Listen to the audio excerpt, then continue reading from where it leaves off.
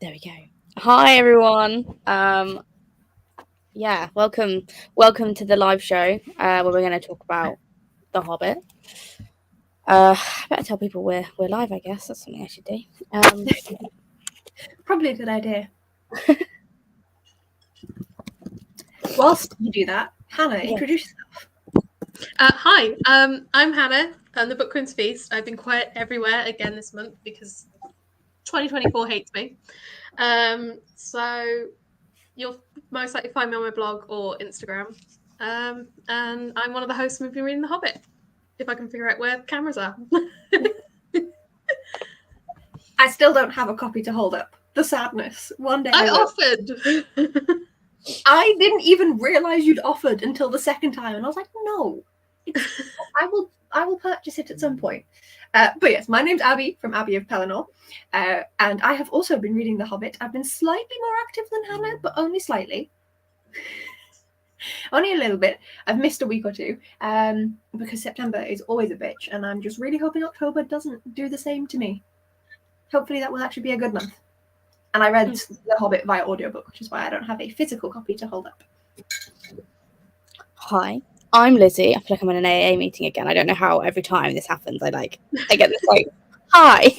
I've also been reading The Hobbit. I have been slightly behind, and I actually haven't finished my reread yet. So that is a thing that has happened, which I didn't really mean to happen. I'm not far off the end though, but I have also read this before, so it's okay. But I have been tabbing, and I've also been listening to the audiobook because the audiobook is fantastic, and I absolutely love Andy Serkis doing all the voices and stuff. So I've listened to 2 different versions of the audiobook, I discovered. Mm-hmm. There was a version that I had, and that's the one I assumed that I'd listened to last year, and then I went and wrote my blog post review and realised that the one I listened to last year was the one that's free on Spotify, and it already was last year before they did the audiobooks stuff, and that's a different narrator, and neither of them is Andy Serkis. Whoa, okay. So who's the other narrator? Because I know that one is Robin Gless, which is the old time voice. Yeah, I listened to a lot of on cassette tape audiobooks when I was a kid, and so I don't mind that because it feels very, especially because I'd like to enjoy fantasy books, it feels very nostalgic for me, so I don't mind that. And then the other one was Nichols, someone Nicols. I'd have to double check, but which I cannot do currently because I'm on my laptop and it can only do one thing at a time. That's fair. I'd just be interested to see because I've listened to quite a few of the audiobooks, so I'm and I know of those too. Yes, we can't wait either. Hi, Ellen. Just one potato. We can just a potato. That's it. And hi, Phoenix. So I wanted to first of all do a little non-spoilery type thing. I don't know why you'd be watching this show if you this live show if you hadn't read the book at least once before. So, but there are people who do that. So, non-spoilers first. What ratings did you guys give it? I think it was 4.5 for me. 4. Okay. I also gave it 4.5. It's always been between a 4 and a 5 star for me, The Hobbit. And I think 4.5 is kind of where I'm just going to let it sit. I'm going to do another reread at some point, physically. So, for context for anyone watching, I'm on a book buying ban this year. And so I don't already own a copy of it, and therefore cannot get one.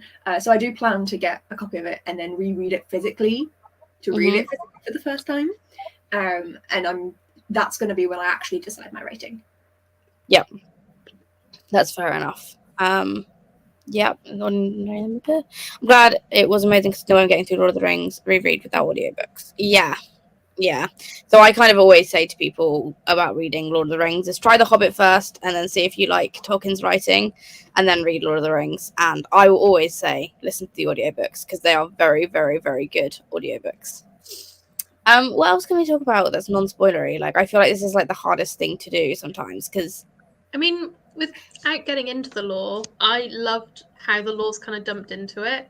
So as long as I'm remembering it right, in like the very beginning of the book that I've got in the preface, it mentions about like how it first came about of them telling stories to each other, like the family, and it kind of comes across as like an orally told story at times, where they're like, "Oh, and this is because of this thing." Just as a side note, like, yeah, there's your context, and we're moving on now, sort of thing. And I really enjoyed that. Which Yeah, works so well as audio. Yeah, that's yeah. No, I agree actually, but that is something I like about The Hobbit. It was literally a bedtime story that he told his kids before they went to sleep, and it's really funny actually because when they published Lord of the Rings, obviously Tolkien did a lot of rewrites of The Hobbit to make it a prequel. Like it wasn't actually supposed to be anything, but publishers and audiences loved it so much they wanted a sequel. And to make it make sense, he changed a bit of the plot so that it made sense to Lord of the Rings, which I love that little bit of like lore too. I think the way it's written, I agree, Hannah. It's very much like, oh yeah, and you know, remember that thing? Like, just keep that in mind. Like, Yeah. it's really quite good. Like I really enjoyed that. Like sometimes I complain with books that it kind of takes me out the story, but it didn't with this. It kind of really did enrich it. Yeah. Fair enough. It's a great totally different fantasy because it clearly is a children's book. It is very clearly a children's book, and it is quite silly. Like that's something that I kind of always forget with The Hobbit because I read Lord of the Rings a lot more often than I do The Hobbit. I forgot just how like goofy like some of the characters act. Like Gandalf is like just like jokes man, isn't he? Like he does things in the book and he's like ha ha ha ha, you guys suck, and I'm like just here for the plot, you know, like I'm just here to have a good time. Yes. So I've just thought of something that is not spoilery because I can't remember, because it's me, any details that would actually make it spoilery. But I reread my review from last time when I read it 2 years ago. And 2 years ago, I hated Gandalf. I found him so infuriating and annoying and like, oh my god, just fuck off. Is like the vibe I'm getting from this review I wrote. And I only know this because I linked to the review when I wrote the one for this year. I had completely forgotten this. This time around, I was like, oh, Gandalf's so fun. Oh, bless him. He's so busy trying to do multiple things at once. And I'm like, is this, like, obviously it's the exact same book. I'm wondering if it's, like, the narration style from the two different audiobook narrators. Like, maybe one of them, like, put a tone to his voice that, like, wasn't there for the other one. And so one of them made him seem more jolly, which I just find, for me, fascinating because it's like, how is it so dramatically different? Like in this read through, every time he has to depart for any reason, which I feel is spoiler free enough, occasionally Gandalf has to dip, and when he does, it's like, oh, he's busy and he's doing stuff. Whereas last time I was like, oh, he's just fucking off to be annoying and to make them have to handle it themselves was the vibe that I got. No idea where that came from.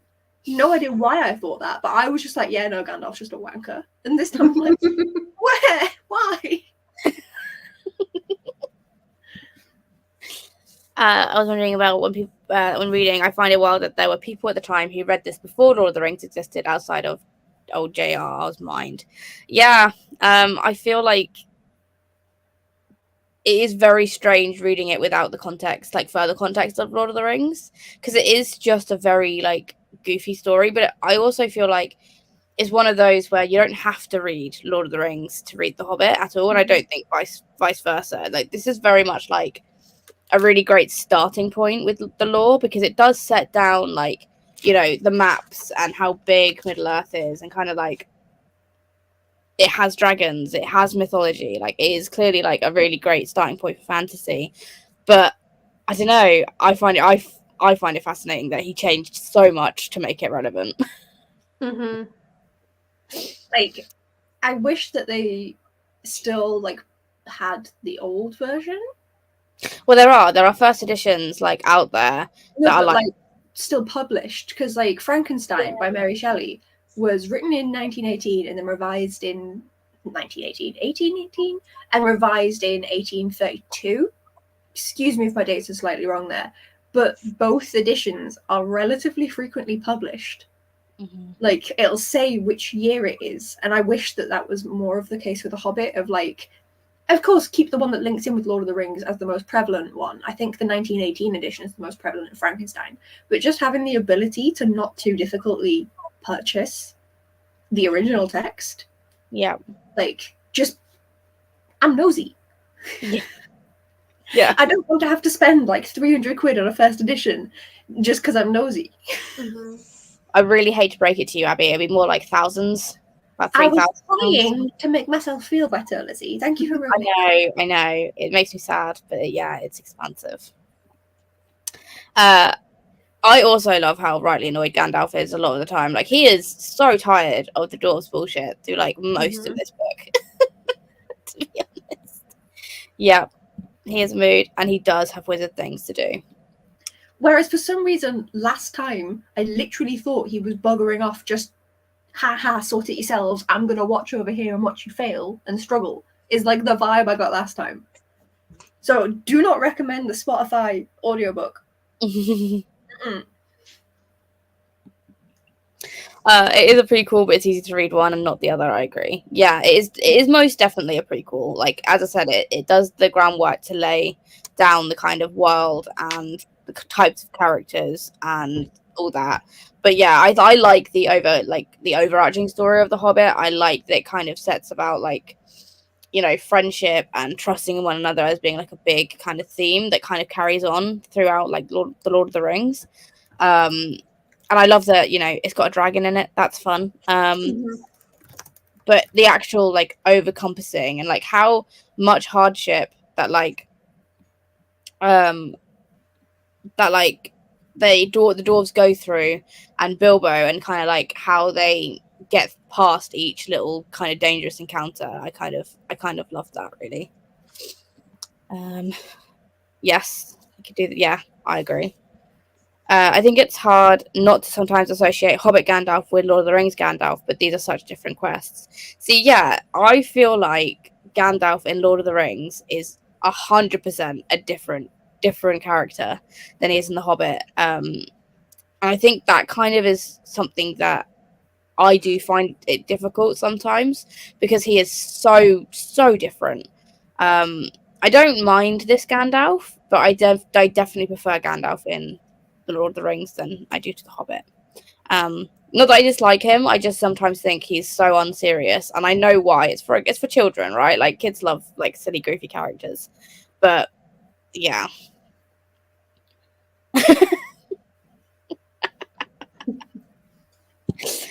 That is something that was quite interesting. Is have you guys seen the Hobbit movies? No, of course you haven't, Abby. Okay. Oh, why? How surprising. Why did you ask?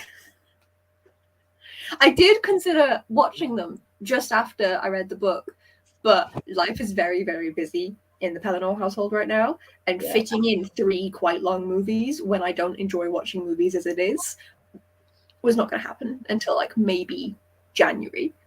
Yeah. So we could just wait. That's fair. I was just going to say that in the film versions, obviously Gandalf is very much more serious, unlike the version of the Lord of the Rings Gandalf we see, like for obvious reasons, I think, for in the medium of film, I think.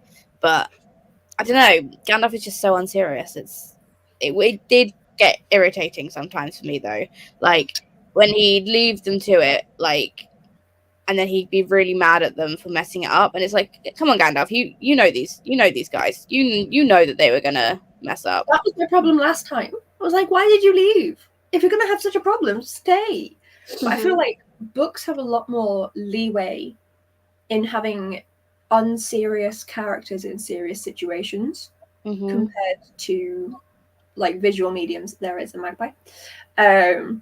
Like, it has to be a comedic medium first and adding in seriousness. So for example, like Deadpool, like that's funny and stupid, and so you can add in the seriousness, whereas if it was serious and you try and add in the stupid, it often doesn't play right. Yeah. So it's then more difficult to have Gandalf being fucking weird. Yeah. In what is, for the rest of it, supposed to be like a serious film. Yeah, agreed. A lot of time has passed between that time and isn't really understood in the film of Lord of the Rings. That is very true. There has been a lot of time passing between the events of the Hobbit and the Lord of the Rings. But I also am like, but Gandalf is like non-aging, like eternal. I feel like he doesn't really change that like much. Like, I don't know, maybe that's just me. Maybe that's just like a thing that I think it shouldn't change that much. Like, there should be like a big life event that would then be another book, realistically, for him to change that dramatically. Yeah. Yeah. Hello, Celine. How are you? Ian is a silly person, so it's easy for me to see it and not be annoyed. Yeah. Yeah, that's also fair enough. Right, I'm gonna change it to spoilers because I feel like I struggle not doing spoilers. So purely selfishly, we're gonna talk about spoilers. What in the book was your kind of like favorite moment? Do you think? I think the discussion with Smaug. Okay. Like, I love that. Just how he's like fully sort of come into his own. Like, he's the one that's like, I'm gonna go off now. Like, you're not solving this. I'm doing it. And then like how he is like able to sort of like outsmart him and stuff when he's like, when you think about how he was at the beginning, like there's like finally some actual character development sort of thing. Like, he's learned from his journey and got a bit braver, and I enjoyed it. And also it was just great banter. Yeah. I enjoyed when Bilbo was getting the dwarves out of shit. Just on a slightly continuous loop. Only a few times that it felt like a continuous loop. Just again and again, they fuck up and he sorts them out. And they fuck up and he sorts them out. And by the end of it, again, similar thing with like the character development. The first time where it all goes wrong and he's trying to help them out, he's like, I don't know what to do, but I can't leave them. And it's just his good nature that is the reason that he goes along to save them. Whereas then he then grows in confidence and experience over the time, and so it's like seeing him develop into this character that then makes more sense slightly later on in the story. Like, I really enjoyed that bit. Yep. Okay, both of those are great. I also have very similar to Abby. Like, I really enjoyed watching Bilbo kind of grow in confidence when he is getting them out of shit, and I like that he like is by the end of the book is why he kind of has the confidence to go and talk to Smaug, is because actually he's already done like crazy shit this entire time. I think my favorite one though is when he's getting them out of the spider den, because I hate spiders, right? That's like a known thing. I fucking hate them, and it makes my skin crawl. But the fact that he is so just like, okay, I can absolutely do this, and he runs like and he cuts them all down and he's stabbing spiders left, right, and center. I just really like seeing him as like a character actually get to like a point where he isn't like guessing himself the entire time. I also really loved the whole sequence before Mirkwood. I don't know where they are, but yeah, with the trolls and everything, like all that going on, and the goblins and it might be no, with all the giant bees. The bees. There were bees. What do you mean? With Bjorn or Baron or however you say his name. Beorn. In his big house, in his big old house. The thing about the bees, I was very excited about the bees. The bees were great. I almost well, I've obviously glossed over it because I didn't even remember there were bees, so that didn't stick with me very much. I did love Baron or Bjorn, or again, I don't know how you say his name, but I love him as a character as well. Yeah. And I need his food. I need those cakes. I need to make them. I have the recipe because I've got the Tolkien cookbook. I need to make them. Perhaps so. I think I've seen too many characters who are depicted in fiction as immortal, obviously in fiction, as immortal, and then they are the same throughout all the time periods that they appear in. And I think that's why my brain is wired that way, is that you see them be the exact same across whatever time period that they end up speaking to people. Like Aslan, bad example, but like Aslan in Narnia is immortal and is speaking to these kids across huge time frames in Narnia world, not in our world, but in Narnia world, massive time frames, and he doesn't change at all. Yep. And obviously it's for like literary consistency, but I think that's why my brain thinks like that. Yep.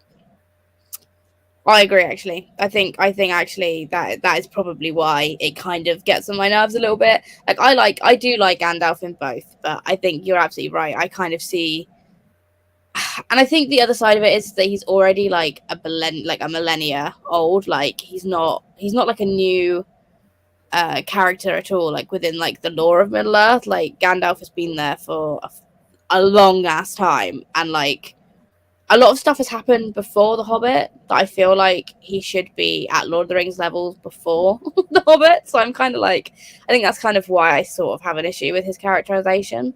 But I have to also remember that it is a children's book. It is going to be written specifically for children, and you need that kind of comic relief in a way that isn't how Bomber is, for example. Like Bomber is definitely the butt of the joke most of the time, and I feel like there are moments actually when you need the kind of mentor character, but who isn't serious and isn't like angry at Bilbo. Like I feel like Gandalf is very rarely actually angry at Bilbo. He is very much angry at the dwarves.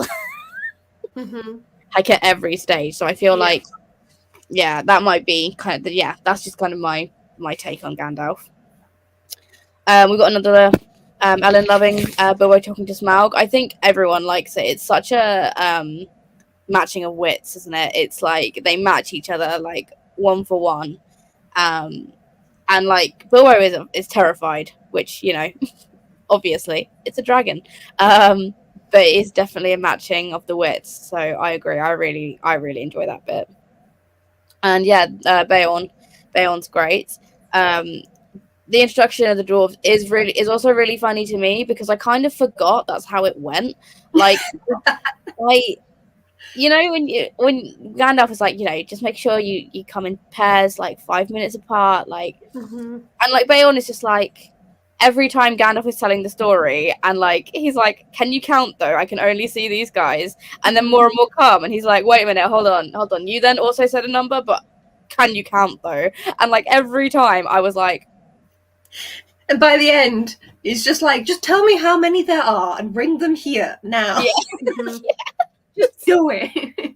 You have a good story. It's fine. Just give me the dwarves. Mm-hmm. And like he's just so done with it, like every time. Like he's like bemused, and he's like, okay, like he's not a stupid character, Beorn. Like he knows what's up, and he's just like, okay, can we just stop now, please? Mm-hmm. So yeah, I totally forgotten like just how ridiculous that scene was. I forgot completely that Thranduil is never actually named. No, he is not. He's not named in The Hobbit. There are other books, and I think he's named in the appendix of Lord of the Rings. Can you help me, considering that I can't remember Fellowship? Who is Thranduil? Thranduil is the king of Mirkwood. Yeah, he's Mirkwood King. He's Legolas's daddy.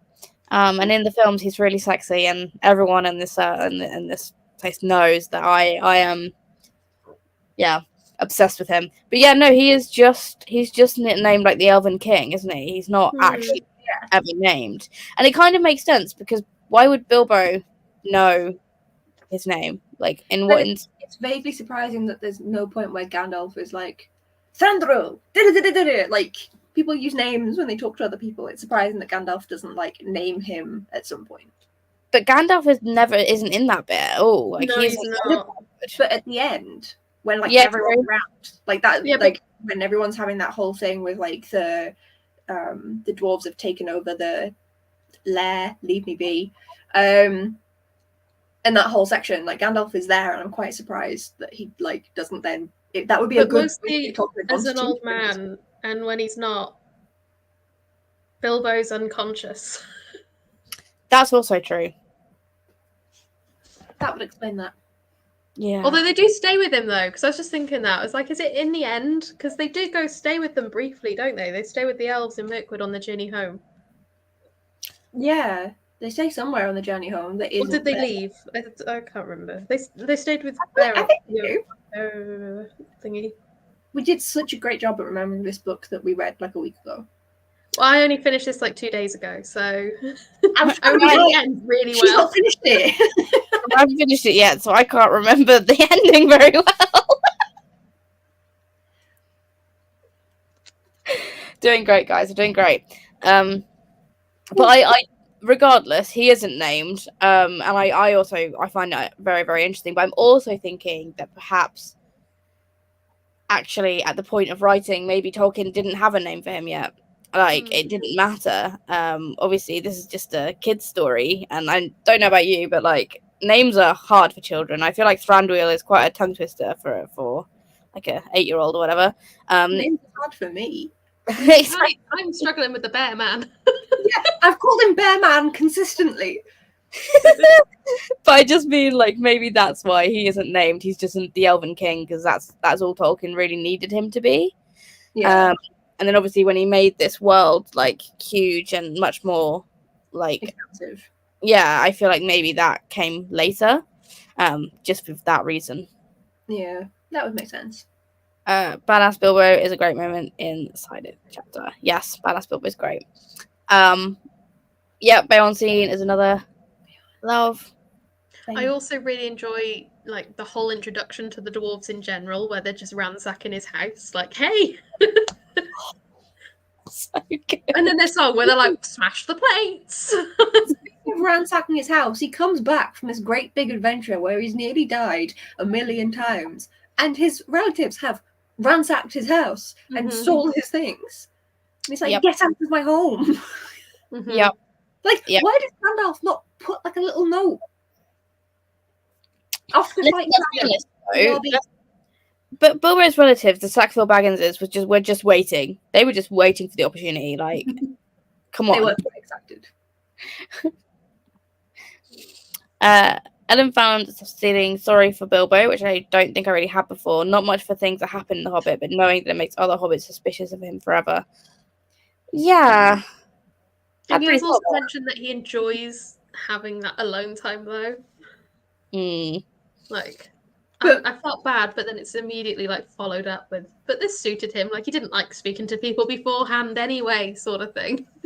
It's still not pleasant though. Like, even because I go through phases where I'm very introverted and very extroverted, and even in my most introverted times, like, it's not nice to know that you can't join in because they don't want you. It's like, you know, like back when you were at school, if there's a group of kids that didn't like you, you might not like them, but it's still like, like, it's still not nice for him, even if he does know why, even if he does have the upper hand, even if he's happy.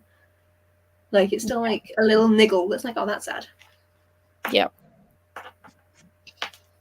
Characters not changing is not believable. We actually see Thranduil change in The Hobbit, and he's immortal also.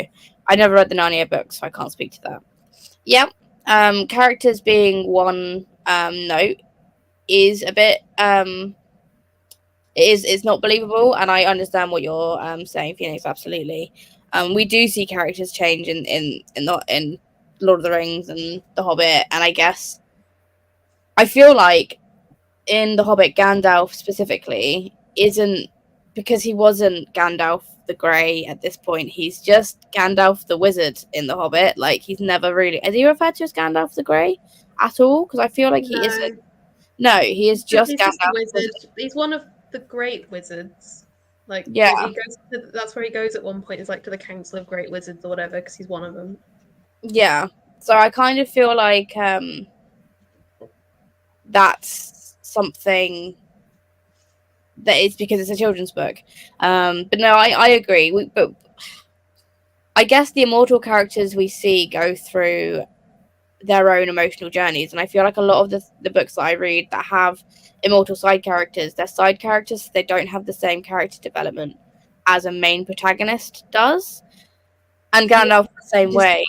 The developmental events that cause a change in attitude, especially with being a kid's book, and then the other ones not being, but like, especially in children's books, they want to show the developmental change to use it as a instigator of like, look, this is why you should listen to your parents. You turn out like this afterwards. Like, they do a lot of that. So whilst there are a lot of changes, they usually happen on page, or at least are related to you on page at some point, for these longer term, like longer living characters. Yeah. At least in what I've been reading. We could be reading incredibly different books, which could explain it all.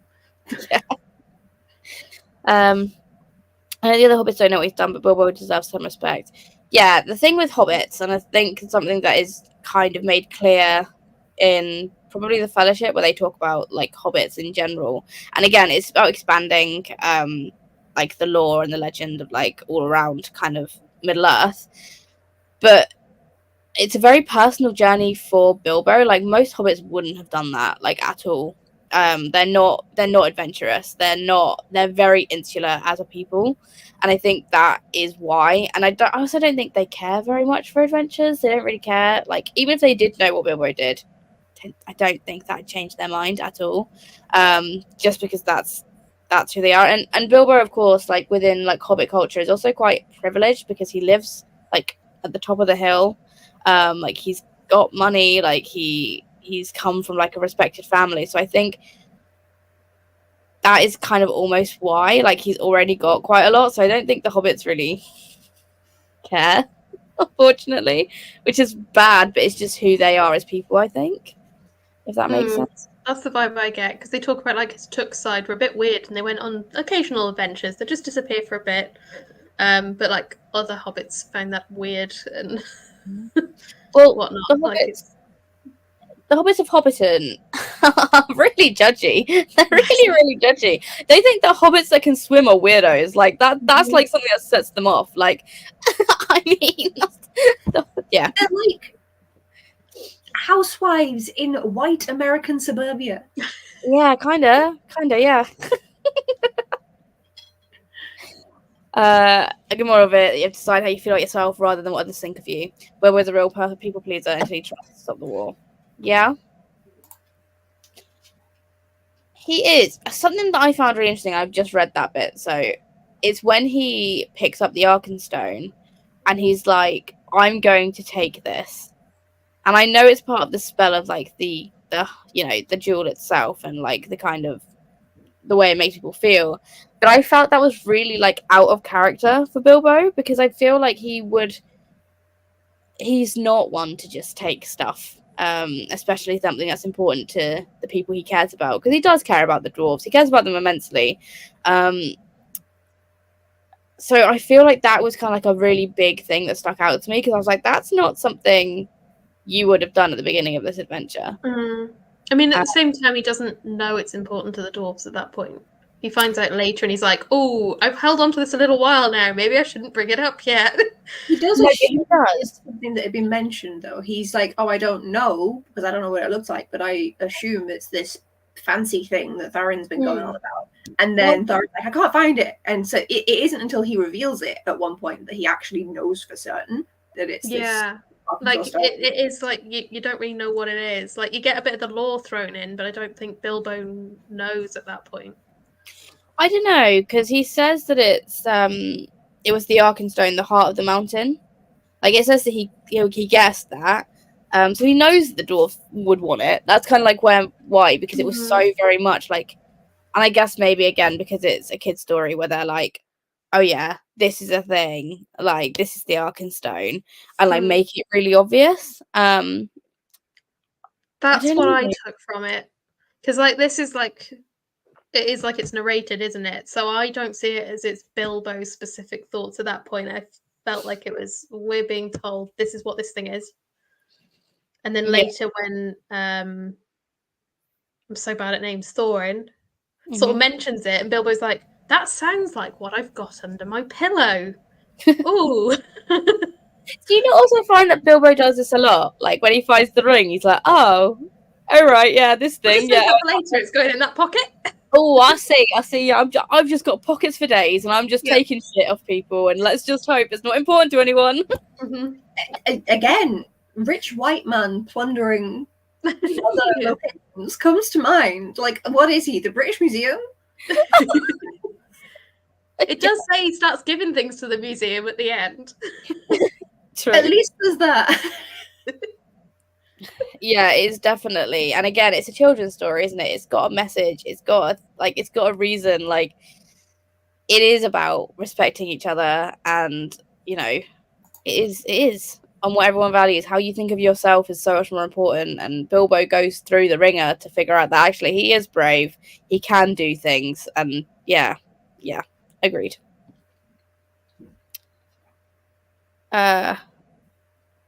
This might be or however you say his name. Because again, I'm Yeah. bad at this. I mean, maybe. I just don't know, because it's weird to me that it's not mentioned. He is very much better off for his adventure. Yes.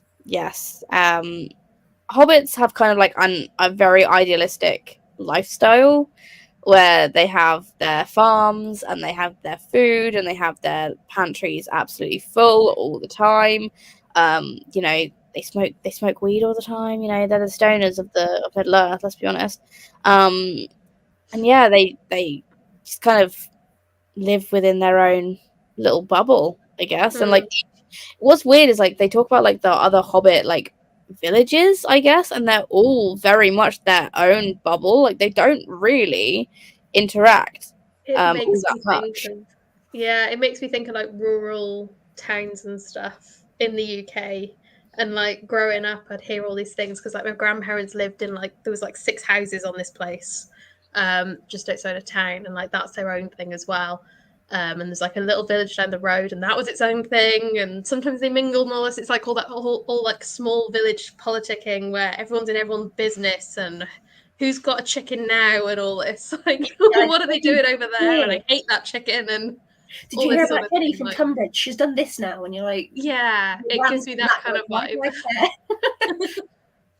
And I mean, Tolkien took so much inspiration from, you know, where he lived and like especially like landscapes and stuff. That was very much what Tolkien did. So I bet there was probably some really annoying neighbor that Tolkien had, and like he'd tell his kids and he'd make it into this funny story. Like the Sackville Baggins he definitely knew like people like that. Like absolutely. I still need to know who the trolls are named after.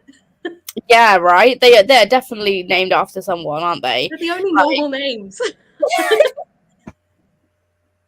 I need to know if they knew, because they're probably passed by now, most likely. But I need to know if they knew that they were named trolls in this book. It's William, Bert, and Tom.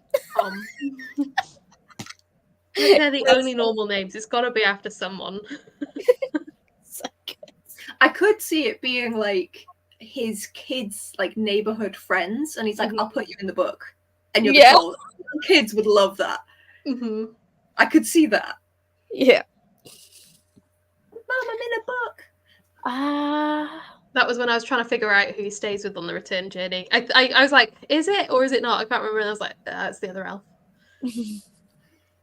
Hello, Pixie. It's okay. We're here talking about the Hobbit. Well, very much like Bilbo enjoys bewildering people and playing into the myths about him. Yeah, I mean, that's the other thing. I feel like Bilbo definitely finds his sense of humor, because right at the beginning he was like, oh my god, the dwarves are here to mess my life up, and then by the end of it he's like, okay, well, apparently they mess their own lives up, and you know, that's just me fixing everyone's problems.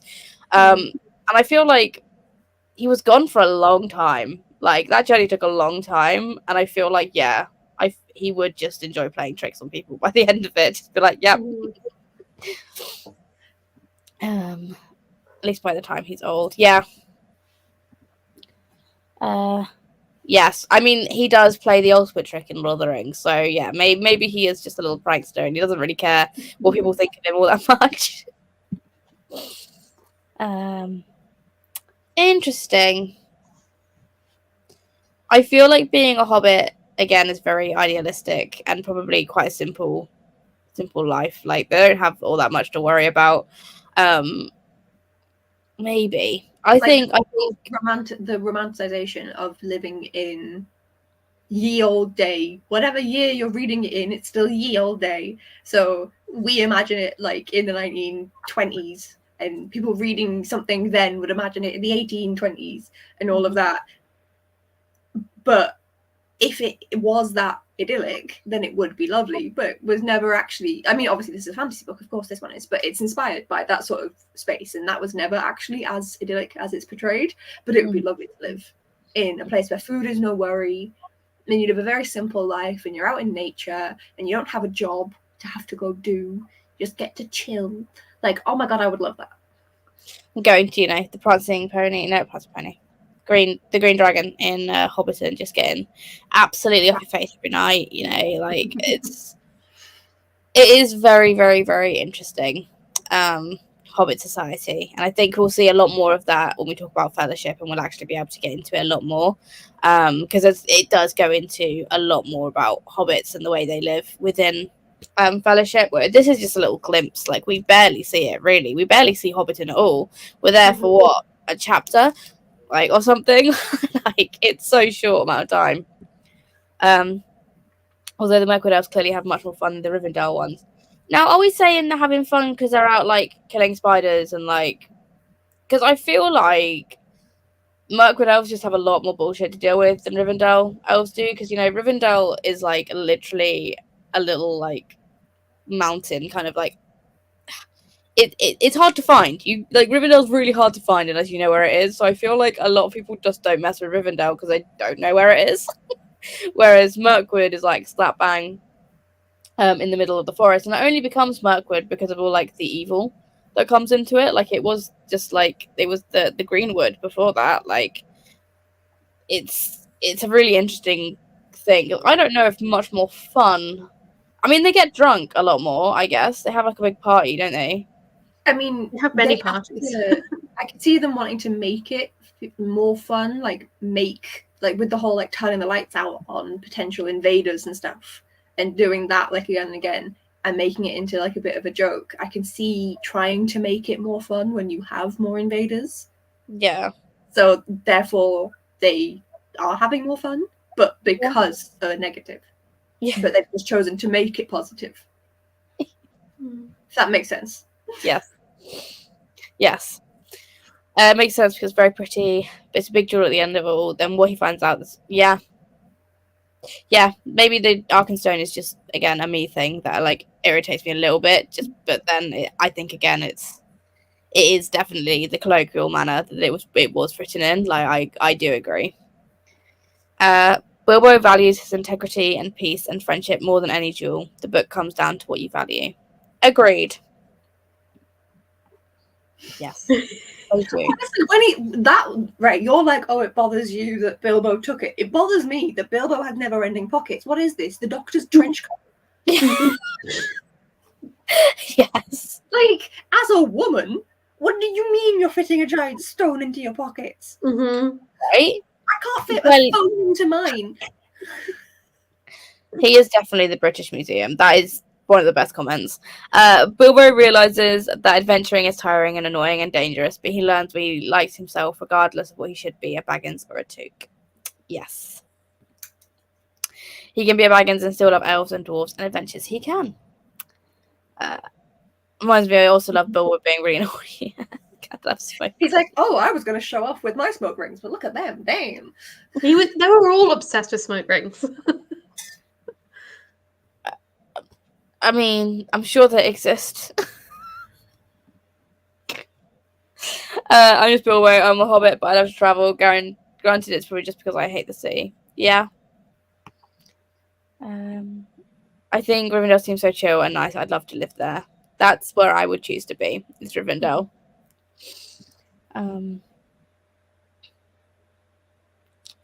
Peacing feels weird when you use Sauron's elves. Yeah. But I feel like, again, you only see, like, a little short snippet of what Rivendell is like. Like, within, like, the entirety of Lord of the Rings, I feel like it is such a small little, like, amount of time you actually get to spend there. Whereas we do get quite a big chunk in The Hobbit of Mirkwood, so you can actually see how they live. And also, I think it's much more relevant that the Mirkwood elves are a little bit more tricksy and a bit more, like, having parties and feasting and stuff. Whereas in Rivendell, it would be really weird if they acted like that. Again, I guess it's more, at least in my opinion, more of, like, they're constantly dealing with dangers. Whether or not these dangers are actually a danger to the elves is a separate conversation. But they're dealing with these dangers and with these influences consistently, whereas Rivendell is a lot more separate.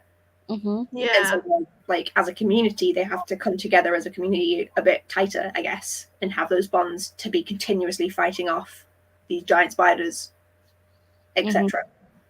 Yep.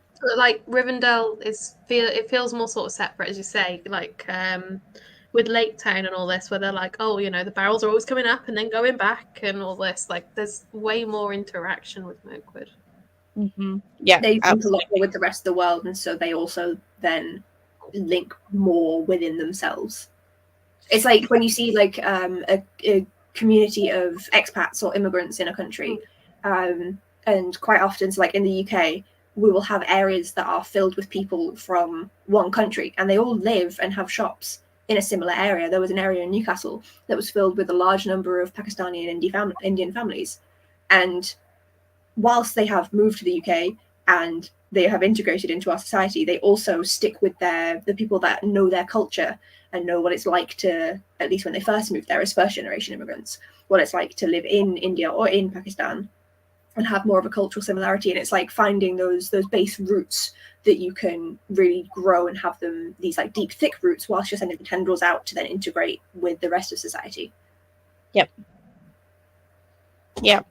I think that's something that is also kind of important when you look at it, because when you look at Rivendell, where it is, it's literally the last homely house east of the sea. Like, that is what they call it. Like, it's very much on its own, separated.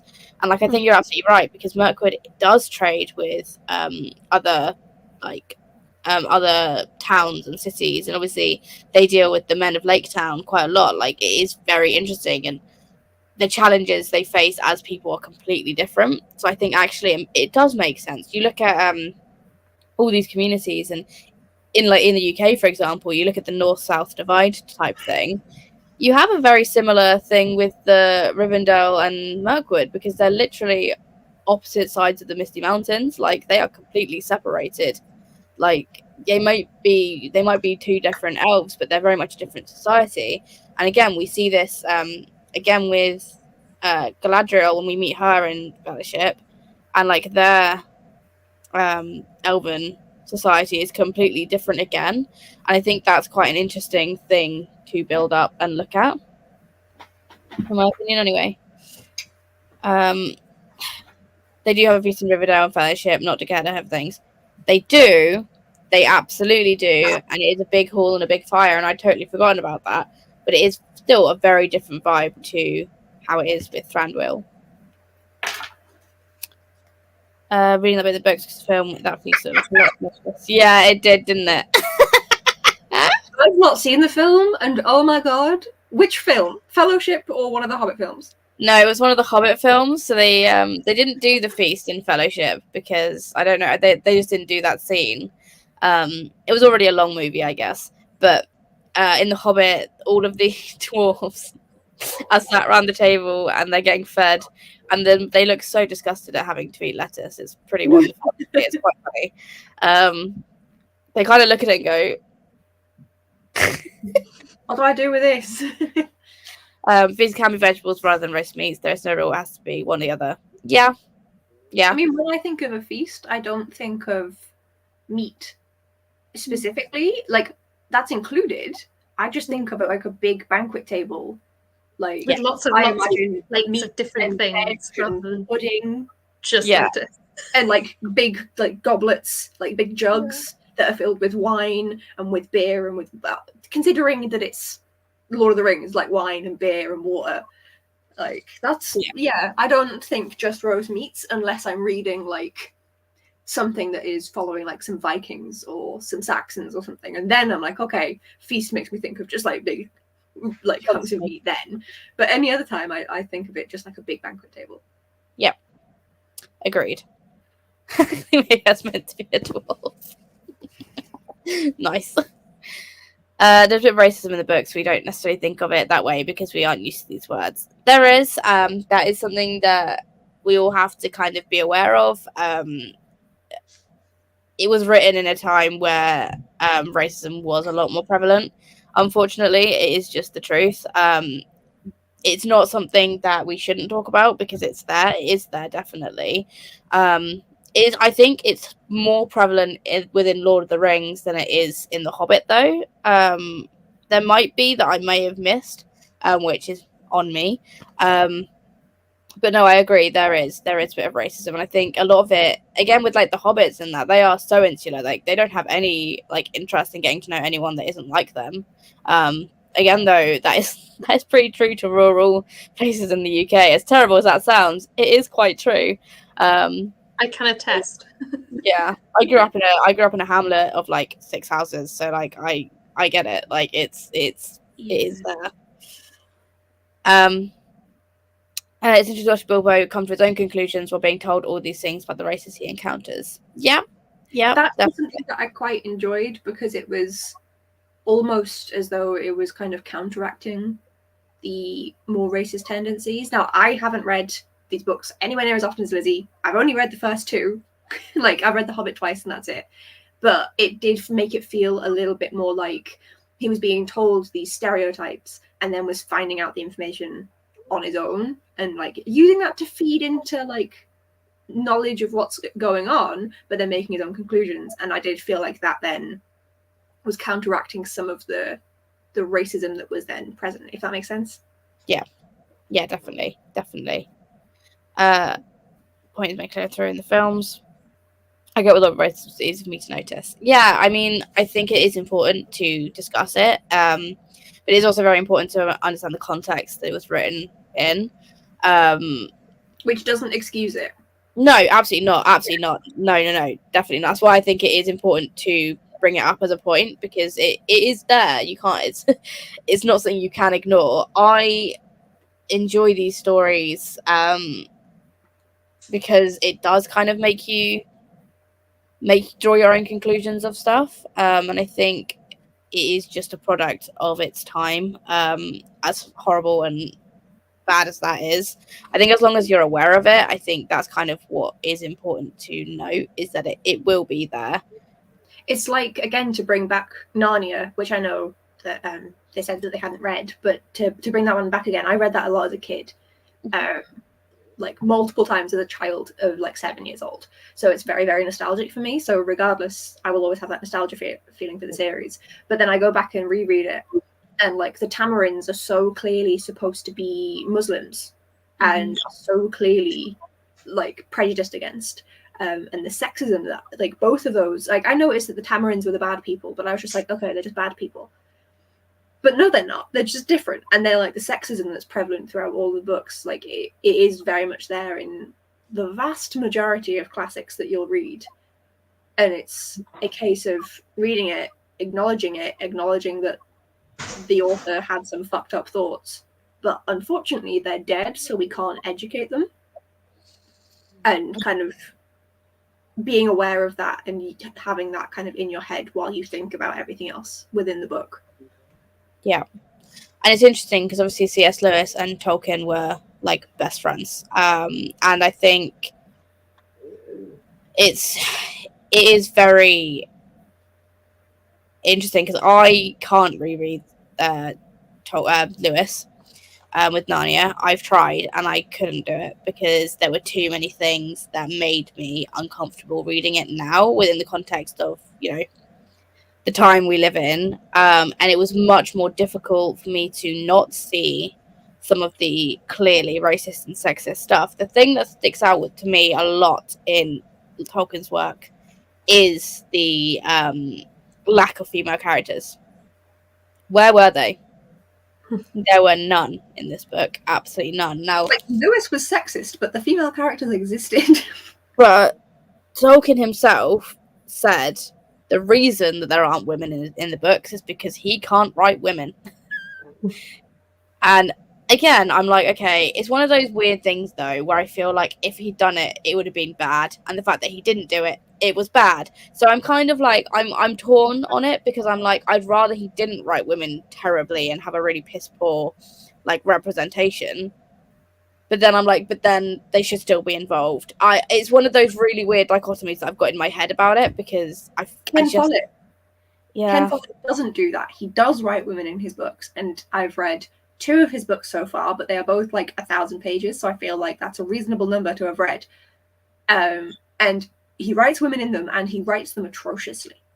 Mm-hmm. Like, I would rather, even though I want women to actually be in books, as someone who was born as female and identifies as female, like I like to see myself in my fiction, but it's written so poorly that I almost wish that he'd just written from men's points of view with the occasional woman sprinkled in where it was needed for the plot, because it's just so, it brings the whole novel down. So like Pillars of the Earth, I still, every time I see a cathedral or a minster or a church, I remember everything I learned from that book. I give it 2 stars because the writing of women was so awful. And it's like, if he had done what Tolkien did and just admitted that he's shit at writing women and just didn't, it probably would have been like a high 3-star rather than a really low 2.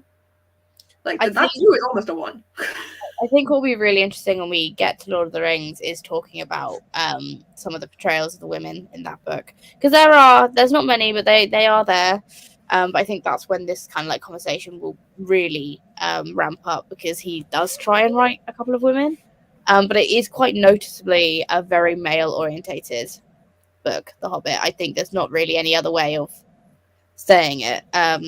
It's another one of those like of its time things where, because of the time period it was written in, and because he stated himself that he didn't write it because he couldn't write women, I'm more likely to give him leeway on that. Like, he, at that time period, acknowledged that he was quite bad at writing women, and so he just wrote men, which at that time period, no one would have batted an eyelid at that. Yeah. And so it's like the fact that he even acknowledged that he was bad at writing women is, like, for that time, from a rich white man, quite progressive. Does some of it also stem into, we've already mentioned, it kind of originated as a bedtime story for his kids. Mm-hmm. So I don't know what he had, but I know he at least had a son. Is it that they're represented? Mm-hmm. Because that's why C.S. Lewis had Lucy, that was for his niece. Mm-hmm. And that's why Lucy's in the Narnia books and is a big main character, is because he wanted her to have representation in the books that she was reading. So it could very easily be that, especially with The Hobbit, that it was because it was for his son. Yeah. I find it very funny is that Tolkien and Lewis both have them, like, Tolkien has Lewis in his books. He's got a character that represents C.S. Lewis, and C.S. Lewis has a character that represents Tolkien. And my favourite thing about it is Tolkien was portrayed as Aslan the lion, one of the wisest creatures. And C.S. Lewis is Treebeard, which is fucking hilarious to me, because it's a boring old tree who talks really slowly, but thinks about everything he says. And I find that so funny, because every time I think about it, I'm like, that is great. That is wonderful. That's true friendship there. I mean, also true friendship is the fact that he was like, you can't put a lamppost in a fantasy story. And he was like, watch me. Watch me. The core part of the book. Right. Anyway. I've read The Hobbit 3 times, and I have no idea how many I've read his other works. That's fair. I try and do a reread of the original trilogy. Not the original trilogy, just the trilogy every year. So it also takes a very long time for most of the dwarves to start to reassess Bilbo, and that's one of Gandalf's understandable frustrations. Yes. The dwarves don't really have much respect for anyone other than themselves. And it kind of takes many things from Bilbo for them to actually start paying attention. But they keep on putting him in these situations, and he keeps on doing the things that they themselves can't. And I think it just takes a little bit of time to break down their kind of like prejudices, maybe, because it's like, he's not a dwarf. What good is he? Yeah, I definitely think that is true. I think it just takes perseverance, and Bilbo does persevere the entire time. He keeps on going, and there are many times he could have just gone home, and he thought about it, and he thought, no, actually, I'm gonna prove that I can do this. So yeah. Tolkien saying he felt he was Bilbo and a hobbit, I think is his way of saying he's encountered that in the wars he was in. Yes. Yeah. I think the war stuff and the war experiences you see a lot more within the trilogy rather than in The Hobbit. Still did definitely. There was like a bit that I highlighted. I don't know what I was doing with my annotations, I'm not gonna lie, but there was like a bit, because I saw this comment, so I was like, let me quickly find it. Where I was like, oh, this definitely gives me vibes of like how the wars influenced him, and it's where he's like, he fought the real battle in the tunnel alone before he ever saw the vast danger that lay in wait. It's like that whole mental thing that he's like experienced and all this. It's in like, the trenches before you go over the top. You can really like feel the influence there. At least I can. Yeah. But that's in a much more subdued way than, especially because it's a bedtime story for his kids. Like, that's a lot more subdued. That's more something you're going to pick up either as an adult or if you are unfortunately a kid that has been in wartime. Mm-hmm. And whilst his kids, I don't know if they would have been alive, I guess during World War II most likely, but it's a very different environment than being in the trenches. Like, but like also that like mental aspect of it all that you've got to get past. Like whenever you hear about like fighting and stuff as kids, you don't think about that. You're a soldier, you're brave, you're going off, you're doing the thing. Like why is that the big battle? Like that's nothing. You just go. Like, yeah. It brought me back in history in school. I remember learning about like the Child of the Light Brigade and all this, and like how I can't remember which battle it was. It might have been that one, but where like the shift came from like fighting for God and country or whatever, where people started going, "Hang on, this isn't worth it. Like, what are we doing?" Like, I felt like it made me feel that. Like, there's a couple of times as well, but I can't remember the other ones. And it kind of brought me back to like what I was learning then as well about like how the mentality around the war changed. It might have been World War One where that mentality like really started shifting. I can't remember what I learned. It was too long ago. But yeah, it really did sort of like instantly make me think of all that. I imagine it would have been World War One because that was at that point in time that was the like a ridiculous scale of death compared to whilst there've been loads of wars that were bad before. It like this one was so much worse with gas, with bombs, with guns, whereas previously it had been a lot more like sword fighting, or man on man, whereas this one was a lot more, they could get a lot more people at once. And so I think like the scale of it was so much larger, and there was a chance of coming back with injuries more because also medical things had improved, and so you come back fucked. And you tell your kids and you tell your neighbors, and then they think, well, I don't want to do that. Yeah, I mean, Tolkien did go through the trenches. He was in war. He was in the Battle of the Somme, and he watched an awful lot of his friends die. He went through a hell of a time during the war. Because I did my dissertation on power, and so war, and it was to do with Lord of the Rings, but I did a lot of research to what he actually went through, and it is I see it more in Lord of the Rings, and maybe it's because I haven't reread the Big Battle bit yet, and that might like trigger the kind of like memories for it. But there are so many battles, like big battles within the Lord of the Rings trilogy that I'm like, yeah, only someone who has actually been in war understands it. Like it's very reminiscent to what he would have gone through. Like he had a lot of survivor's guilt, Tolkien did, because like I think he was like one of the only survivors within like his kind of core group that he went with, like within his battalion. And I think he struggled a lot with that. So I almost feel like the fact that like Bilbo gets like past, like he's unconscious through most of the battle, I'm kind of like, it's probably because he just doesn't want to have to relive it when he's telling his kids stories. Like I feel like that's kind of a big thing. I could be wrong though, I don't know. But it's interesting then. Like, sorry, you go. No, it's okay. Well, mine's only a short one because I don't remember the name. There's an actor from Lord of the Rings. He plays fuck my life, I don't know, but the whole I keep seeing memes about it and I've not seen the films yet. The whole thing where he was like, no, that's not how you sound when you get stabbed in the back. It's more like noise, and it's kind of like a full circle that his knowledge comes from more spy warfare, but still technically warfare. It was like hunting down Nazis after World War II. You're talking about that knowledge, and then also like it's like a full circle thing with Tolkien. I know who you're talking about. Someone's put Christopher Lee in the comments. Lee. It is Christopher Lee, and he's the only person that actually met Tolkien. He's the only actor who met Tolkien and knew Tolkien. And he was the one that he did know about being stabbed, and that's one of the things he brought in as Saruman. He had great respect for Tolkien's work. So yeah, no, it is really interesting how it all connects to stuff like that. I really enjoy that as a fact that out of all the people in the films, only one actor knew him. And the one that knew him had also, I imagine they would have bonded over that to a certain extent. Yeah. Whilst it's a very different type of warfare, it is still technically warfare. Yeah. And it is still going to leave scars regardless, even if it's going to leave very, very different scars and much lighter than the ones that Tolkien and anyone else that went through the trenches would have had, it still will leave scars. Yeah. And it's kind of nice that they were able to bond over that and like have that kind of link between a very modern media outlet and the original texts. Yeah. Definitely. Hannah, what were you going to say? I was just going to pivot slightly, only slightly. It was going to be about how when all the armies are like coming together and like everyone's going to fight everyone else to begin with, and then the big bad comes along that everyone hates, and they're like, actually, we'll bond instantly.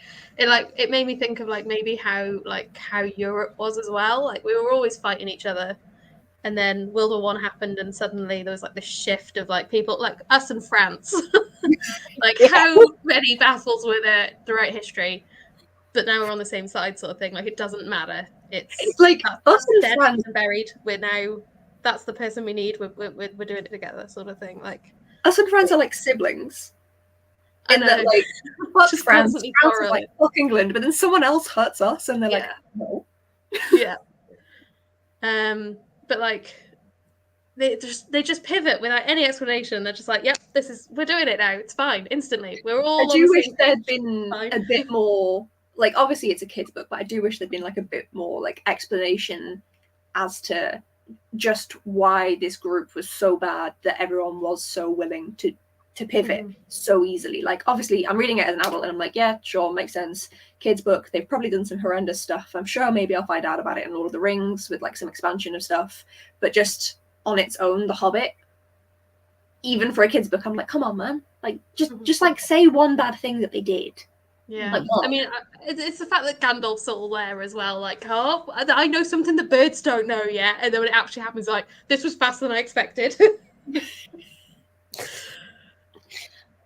Can't do two things at once. Okay, right. Let's move on. Right, hobbits aren't necessarily racist; they're just ignorant. Like many people from small town England and Scotland. Yeah. I think the thing is, it plays into microaggressions, doesn't it? And I think ignorance doesn't give you the right to be that at all. And I think they aren't necessarily racist, but there is definitely microaggressions, and the way that they think is very much like it is very particular. A lot of people that I know from where my mum's side of the family is from is in rural Scotland, and none of them that I know well, I can confirm none of them are racist, but I can also confirm that if I bring a friend of colour from any race, they will say something inappropriate. Yep. They won't even think it's inappropriate, but they'll say it. Yep. It's like, yeah, it's the ignorance. I can't read or watch it. Yeah, well, I've not tried since no, that it all came out, and I really want to try again at some point because me and my dad really bonded over that series, but I've not even tried. I think it is understanding the context of when books are written, very much how I feel the same way about Japanese literature, because it is a whole different culture. It's understanding the context of what things very sexist usually. Yes, but that's understanding that actually that is within the context of when and where they're written.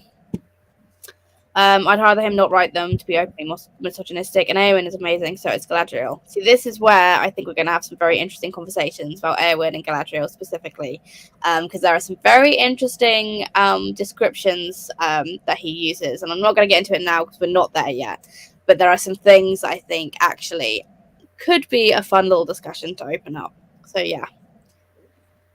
If Tolkien had written it women, it would have been Bilbo, the one doing everything, whilst the dwarves complain nothing is being done. Yeah. If he'd written woman accurately. Bilbo. I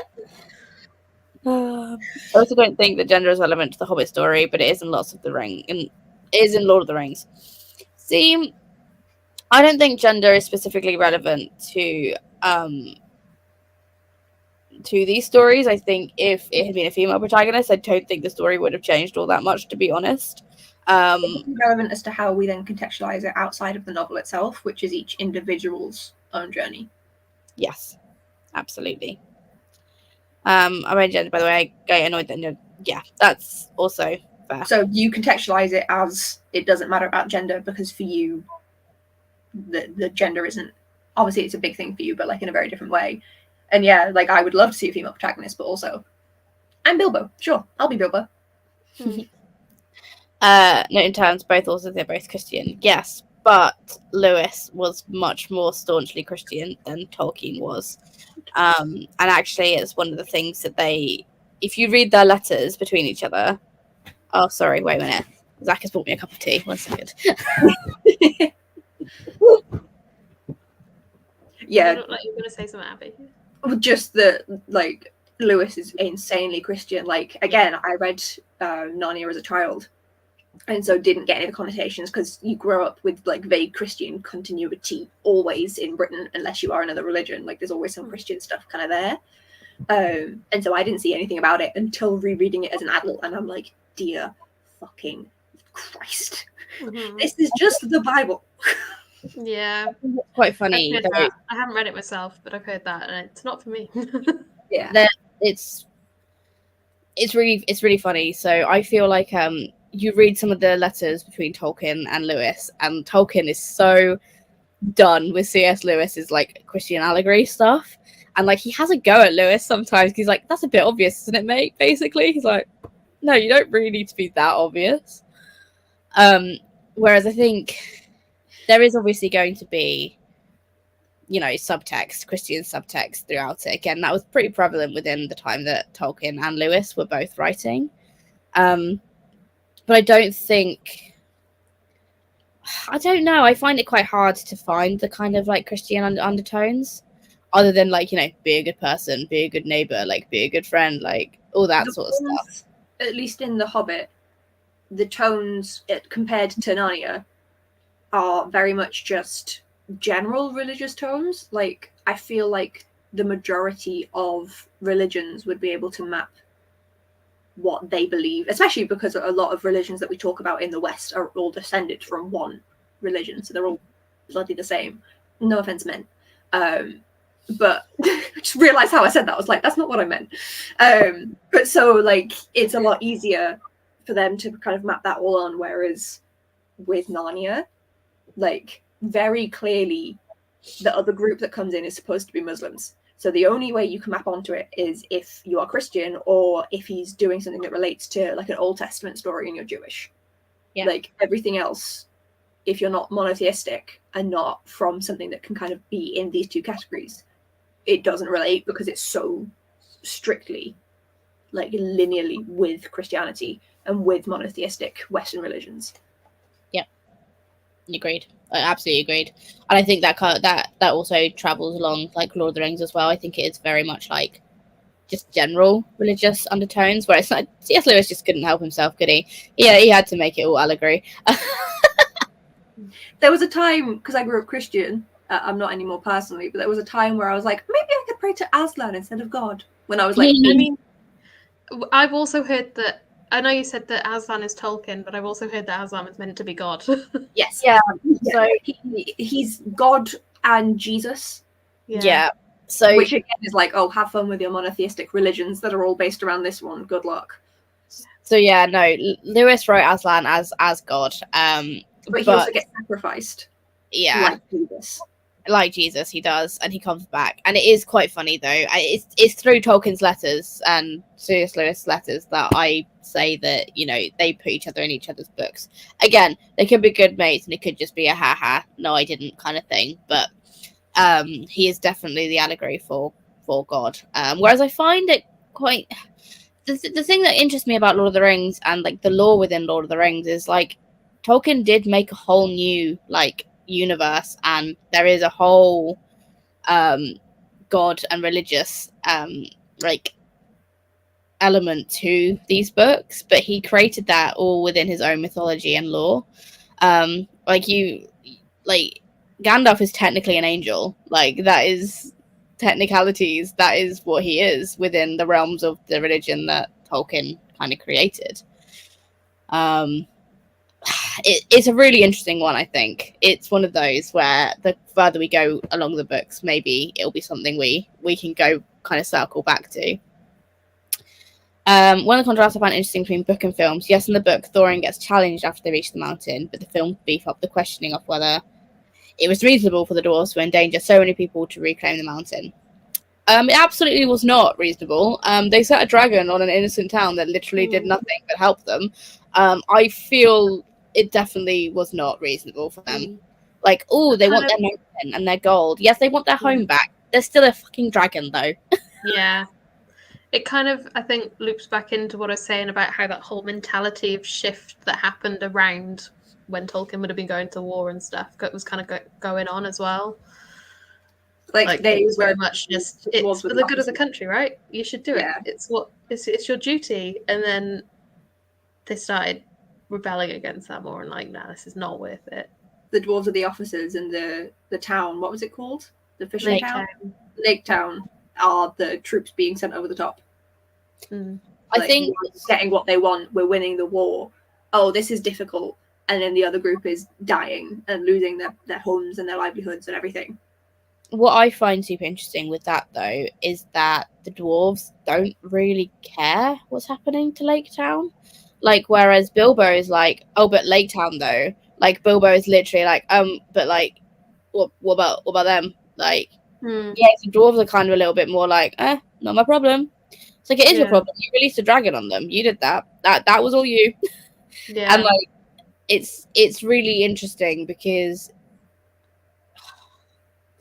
it feels very much that it's worth it to the dwarves because they need their home back, and that is where like they were chased out of their home by a dragon, by an invader, but they don't necessarily think of the consequences. And I don't know if that's like another lesson in itself, is like actually the consequences can be pretty fucking awful if you don't think about them.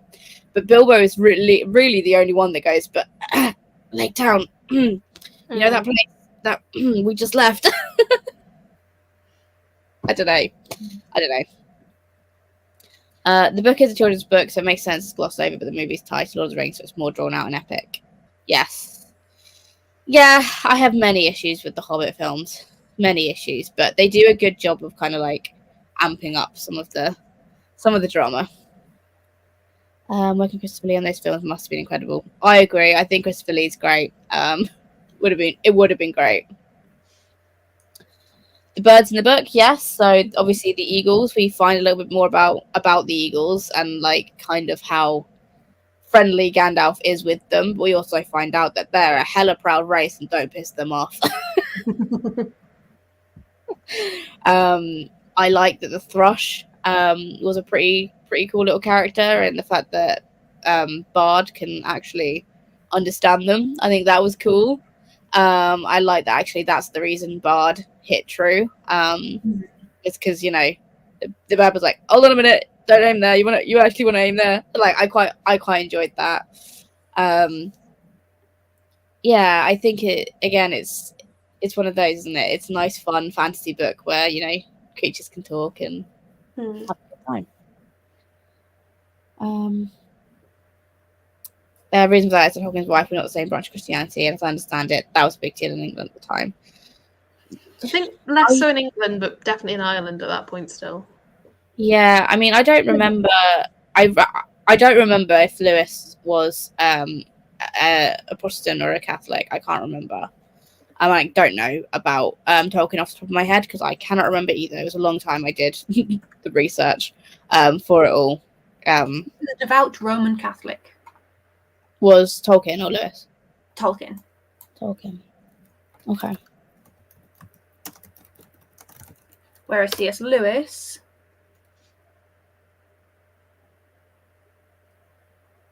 he rejected Christianity in his early teens and lived as an atheist through his 20s, then turned to theism again in 1930, and then back to Christianity in 31 with the help of Tolkien. Huh. Yeah, that makes sense. That does make sense. Although it doesn't, it's really weird. I've read some of Lewis's sci-fi books, and those are weird because they're still very, very, very, very, very into like Christianity and stuff. So yeah, more research is required for this. After learning that, it makes it sound like he's making up for lost time. Yeah, maybe. I'm just looking at about his wife. Mm-hmm. And following their engagement, his wife announced that she was converting to Roman Catholicism. Mm-hmm. But her family were strongly anti-Catholic, so they Yeah. were Protestant, given the location and the history, which at the time was, well, I say at the time, it's still a fucking huge thing. Yeah. Let's be real. Well, I'm from a family that is on both sides, so I don't see it as much. Yeah, read the letters. They're great. They're very interesting. If you want to know more about Tolkien, some of his interests and how he got to Lord of the Rings, and Tolkien and Lewis ripped up some of their writing. Like literally, they tore each other a new one on some of the stuff that they wrote in the books. So it's quite an interesting read if you're interested in that sort of thing. Narnia, I've seen the film. That perspective outlines the most obvious religious character for a children's story, though I admit Peter is very obvious too. I was raised Christian and I'm not anymore. I was also raised Christian and I'm not anymore. Yep. Seems to be a few of us. Aslan being Jesus and God is really interesting when you think about the different ways that people interpret that religion, because there's so many different names for it, like Christianity, Protestant, Catholic. Then there's like Methodists and the slightly dodgy ones in the US primarily. You got and like it's Welsh really Cattle as well. And how they all interpret Jesus versus God, and how some of them see God as Jesus and Jesus as God, and some of them see them separate, and some it's a whole thing. But just Aslan is God, but then is sacrificed in a very Jesus-like manner. So then also has to be Jesus. I think it's cool that each race has its own distinct belief system / religion. Kinda. Each there is one kind of like central, like, I think because I've done a lot of the research on the god of Middle Earth, like he's literally called J.R.R, and the world was sang into existence. Like it's stuff like that I'm like, it's really interesting to look at. Yeah. The thing is, I think it's easier to discuss when we're in later books. Like The Hobbit is quite a simple children's story. I think it has its own, obviously it's got a load of lore within it, its own kind of merits and discussions, but I think a lot of this is a little bit more relevant, at least to me, in the later books. I don't know.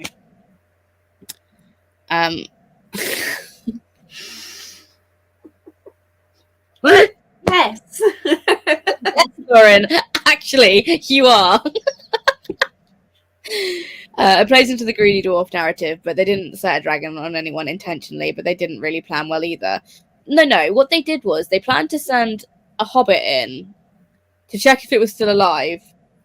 Then they didn't plan for the fact that it probably was still alive. Mm-hmm. They got as far as send the hobbit in and then didn't think any further than that.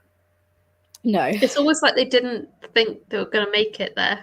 They were like, well, if we get there, we'll do that. But beyond that... They almost like decided that they were going to do this or die trying, and they were probably going to die trying. And it's like, no, you didn't actually. So what are you going to do next? No, in the Book of Films, anyone tried to decide how to kill it if it's alive. No, exactly. Mm-hmm. Yeah, no. They even like specifically mentioned that they hadn't even thought about how to get the treasure back that they promised Bilbo. Like they're like, yeah, that is a good point. Actually, it is logistically challenging. Yeah, Bilbo's growing frustration with the lack of plan is painfully relatable. Yeah, and I think that's another thing, isn't it? Is Tolkien was obviously being like, remember to plan well, guys. Like things can happen, but no, they literally just don't think about how they're gonna deal with this dragon that they're very clearly going to annoy. It's like dealing with upper management at work. Yep. I prefer the film's book only because thematically it ties into Lord of the Rings better in terms of tone and just scale. Yeah, I think the film has to be that way because of like just general socially and culturally how Lord of the Rings has been ingrained within like society. Like people know the memes, like Abby knows the memes and she hasn't even seen the film. So I think like it would be really hard to make a true Hobbit adaptation when I say true Hobbit adaptation, I mean like the characters are much more like the dwarves. They made the dwarves, like, some of the dwarves sexy, and like that's just not how they are in the books. Like, it's like a weird. You're putting me off watching the film. Well, they make Richard Armitage like Thorin, and like Thorin is not Richard Armitage. Like, that's not Thorin. And like Fili and Kili, like the sexy dwarves, like it's crazy. Like, I don't know. It's so funny when he's like, the plan really for me to steal this hoard one piece at a time from under the dragon's nose, and the dwarves are like, I guess. That sounds like a good plan. It's better than what we've got. Go for it. Obviously, the narrator has fourth wall breaks, as I've said before. We'll come back to that later. Did you read that as Tolkien or one of his characters telling the story later? I definitely read it as Tolkien, just being like, I'll think of that later. Like, I'll get to that later. I read it as a narrator, completely separate, as if like you're in a tavern 300 years later and you're being told about this history. I read it like a human, being like, I'll tell you this bit of the story later, like as a narrator, as a separate entity, rather than as someone within the book or as Tolkien. Hannah, what about you? Probably the same, to be honest. Like, there's times where I'm like, maybe it's Bilbo, but not often. It was mostly because I read it with a huge gap in the middle. Like, I was on point, and then I had to do all of it in the last week. But yeah, I don't know if I'd say it was Tolkien. I think it's just like it's someone recounting a history, and then because obviously, I don't know if I say obviously, but I've got a feeling whether that's in Lord of the Rings or in this one that I can't remember. But they were like, oh, there was different like races and stuff then, and elves and dwarves were a thing. It's like I do just see it as a person, like a man. See, if it was going to be from a kind of history told, I would have assumed it would be probably like someone from the Took family, like a Hobbit. I feel like it's very much. It's not really a man's a man story or an elf story. It's definitely a Hobbit's tale, right? And I feel like contextually, the Hobbit is there and back again, a Hobbit's tale by Bilbo Baggins. So I feel like Bilbo definitely is supposed to have written this. And I think, thinking about it, Hannah, that's a really good question about asking about which race would you assume it was. I think this is almost like, if I had to guess, it would be someone recounting it to their Tookish children who want to go on an adventure, and it's not all it's cracked up to be. Like, I feel like that is kind of where I'd fall if it was anyone, just because I know that it is technically Bilbo writing. I think I've read too many fantasy books where, like, I've read so many fantasy books, including a number of classics. This is one of the last ones I'm reading. Like, I've done this in the wrong order, but I've read so many other fantasy books where you have a narrator that, like, I've just thought of a book idea. Oh God, I want that to exist. All the narrators in a pub for all the different stories. I want that. But like, I've read so many where there is a narrator, there is some sort of omnipresent viewpoint that's just telling you about what's happening, that my brain from childhood always was just like, oh yeah, someone's just telling you the story, like when someone reads you a story. And so my brain didn't really think about it too much and just immediately went, yep, that's another narrator to add to your gang in the pub. I really think it's the fact that like mystery of narrators. Yeah, I was just having a quick look at like literally the first couple of pages, and it's the fact that they even like explain what a hobbit is. I'm like, I don't think it's anyone but a human. They're the only people that don't get explained. Yeah, maybe. Yeah, it's a good point. That is a good point. But then it could be maybe a hobbit telling a room full of men, being like, actually, this is who we are. Maybe. But it doesn't lead itself to the reader assuming that. Given that readers, unless they're reading The Hobbit as one of their first proper novels, will have read other books before with similar devices where everyone is human, even in other fantasy books. So, Forest Tolkien, Fun and Charming, yep. That sounds like tomorrow's problems. The dwarves every day. Every day. I do feel like that is pretty true. Like the dwarves are a bit like, well, we'll think about that later. Mm-hmm. That's fair. Richard Armitage is an amazing audiobook narrator too. He's a great actor. Richard Armitage is wonderful. I think that's the guy who did it. I think. Who did the audiobook I read. I think. This is a Hobbit narration. Surely not. Am I just making shit up? Always a possibility. Come on, Storygraph. Load. Oh no, I'm making shit up. In my defense, their name begins with an R. Okay. My only defense. Okay. It was read by Rob Inglis. Yeah, Rob Inglis. He's like the poshest human on planet Earth. It's very oldie timey, like old BBC narrator voice, you know. It reminds me of when I was read like Enid Blyton books via audio. Yeah. He was way too sexy to play Thorin. Look, there's no one saying you can't have sexy dwarves, and there are some people who do find dwarves sexy. They just I feel like the dwarves weren't really sexy in this. They were a bunch of man children complaining the entire time. And they were all had long beards, and they all were kind of like, I don't know. They weren't really described as being. I don't know. They didn't need to be. I guess it's a kid's story, but you can have your sexy dwarves. Never been an elf stan. Pippin was and is my love. That said, Thranduil is chef's kiss. I have always been an elf stan. Always. But I agree, Pippin is amazing. And again, I can't wait until we can see his character properly in the, other books. The elves give me, again, remembering that I'm reading this after when I should have. I don't know if you can see up here the Aragon series. Mm-hmm. They give me a similar vibe to what he did with the elves in this series, with the Inheritance Cycle.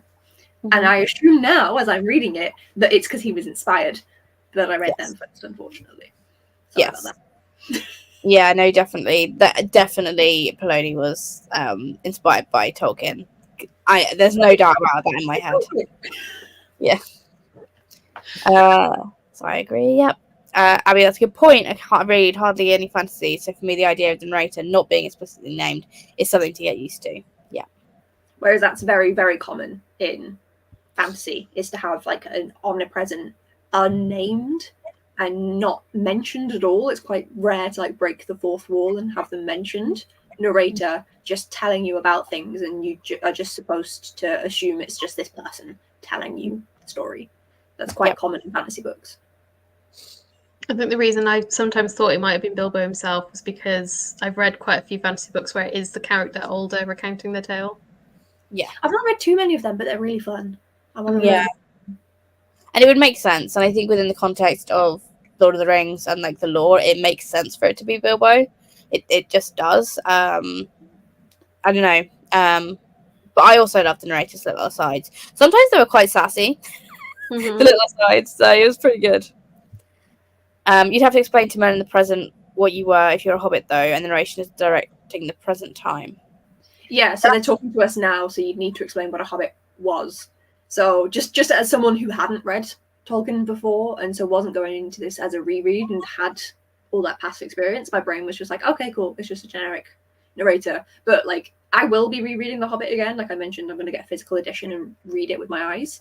And now that I have this in my head, I imagine that I'll come back with a different perspective at that point. Mm-hmm. Yes, Hannah. Coming in with the really Who is he? He played Poldark. He was in Being Human. You're mentioning things that are going to be incredible. It's a different guy, that, right? Wait, am I being stupid? Wrong person. Oh, am I thinking of Aidan Thomas? Yeah, Aidan. He played the other one. Yeah. He played the other hot one. No, Richard Armitage was in Turner. Bone. Was he in Bones? He played like a detective in something, I swear. I'm being stupid. I remember who. I him up on the interwebs. I personally am not enamored, but I can see it. I'm trying not to put the face. Personally not my vibe.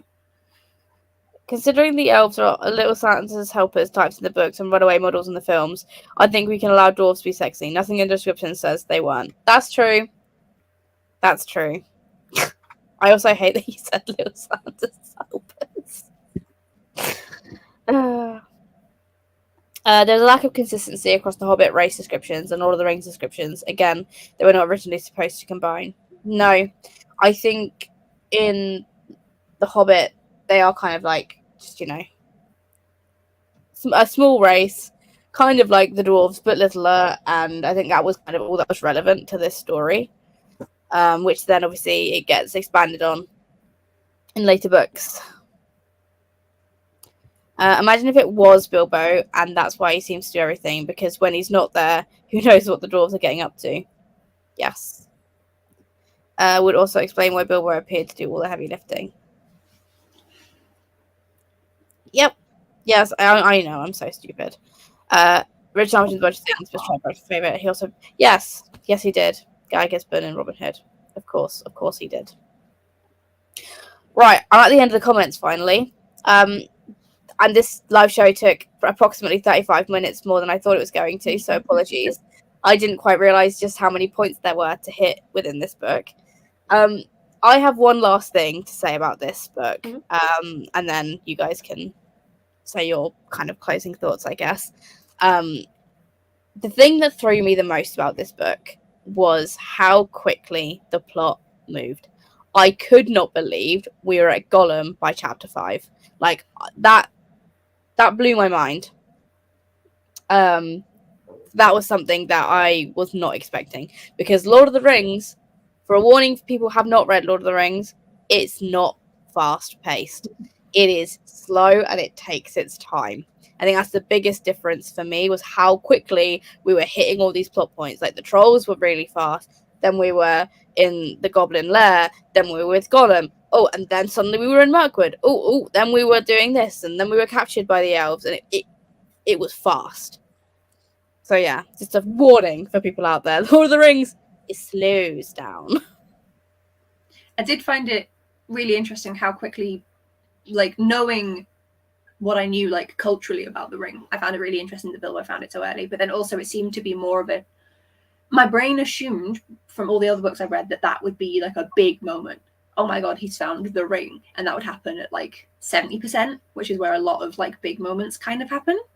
Mm-hmm. Whereas when it happened at like 20%, if that, it felt more as if it was a turning point rather than like the big moment, which I think is an interesting way when it then links into Lord of the Rings, which again, it wasn't really supposed to, but it's then interesting then knowing that this ring is such an important thing, but was only a small turning point rather than a big moment.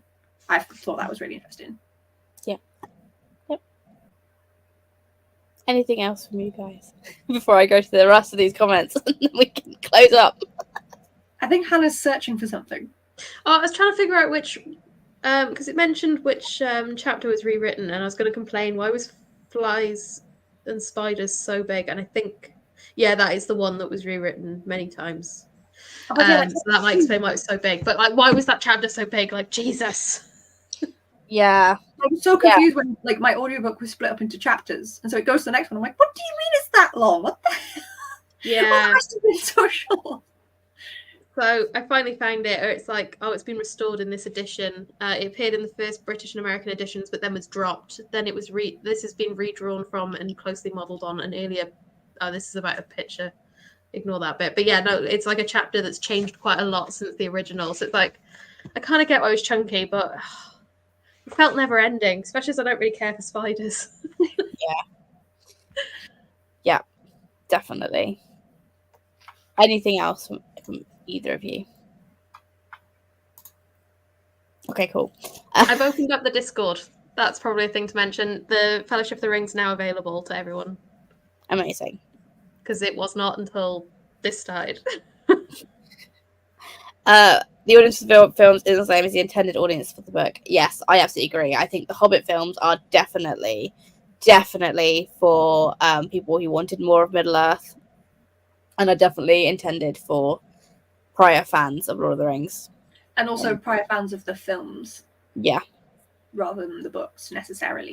Obviously, that does overlap a fair bit, but apparently not, Hannah. Apparently, I'm not done with the comments. It is a rich text.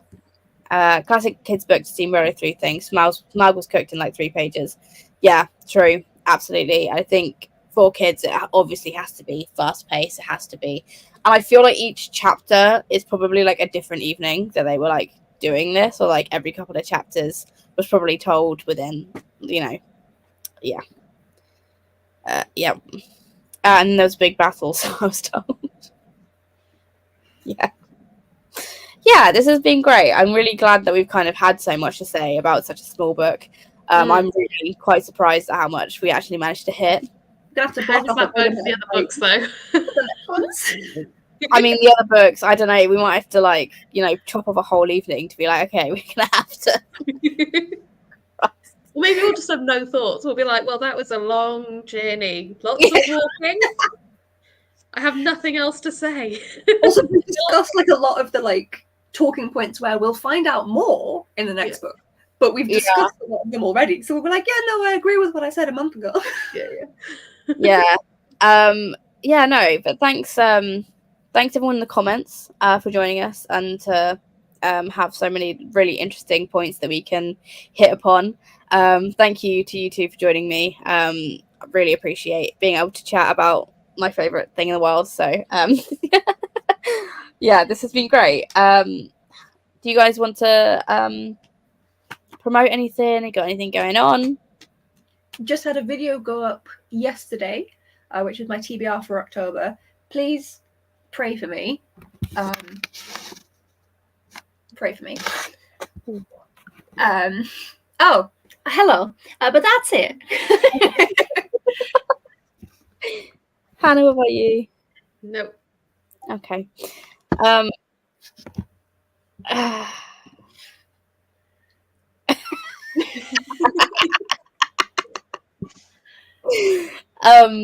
Okay, the only thing I want to say is obviously next month we will be discussing Lord of the Rings. It is all broken down into chapters again in the Discord, which is now open, where we can discuss all these different chapters with each other. Please be on there, drop all your thoughts into the relevant chapters, and we can have a really great discussion. Something for the other hosts. So for Celine, obviously they've got a great YouTube channel. They've dropped quite a few awesome videos, and they have their own book club. So check them out if you haven't.